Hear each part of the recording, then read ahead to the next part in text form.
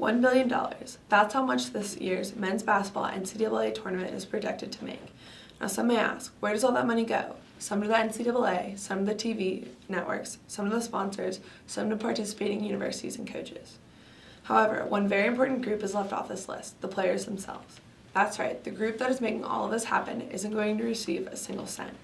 College athletes should receive compensation on top of the scholarships that most of them already have because they are doing a service for their university, a service that in a lot of cases is the biggest generator of money for that school. Now many people are skeptical of this, and for good reason. Many players, who will get paid? When will they get paid? How much will they get paid? Most of these questions cannot be answered because in all honesty, no one really knows. Answers will only come once regulations have been set up and programs figure out how exactly it works for them. Another point many people would raise is that college athletics has turned into a business and should be treated as such. But if college athletics is a business, then the players are the employees.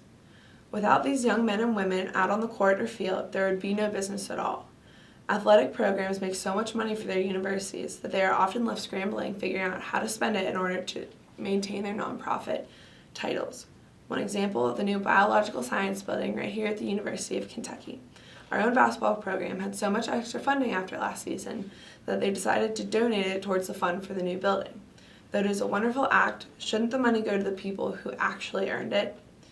NCAA officials often harp on the fact that the players are students, not employees. But if they are just students, they should be treated as all other students are and allowed to do what other students are allowed to do. The regulations that are placed on these athletes leave them worried to accept a free sandwich from someone who just didn't want it anymore. Free t-shirt at a campus event? Too risky. They are constantly having to check themselves, wondering if what they are doing is in violation of some rule that no one has ever heard of before. If these players are not employees, then why do they have to be held under such tight rules? And if they are just students, then why are they not educated like other students?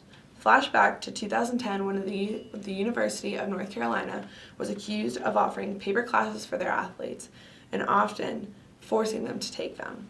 These classes were fake that the players were enrolled in but did not actually exist. Because these classes took up no time and required no work, there were more time for practicing. In reality, only 2% of college athletes go on to the pros, so those who are not are left scrambling to get their requirements in time for graduation. Not every player is just there to buy time until they can get to the draft, but every player is under the same code of conduct.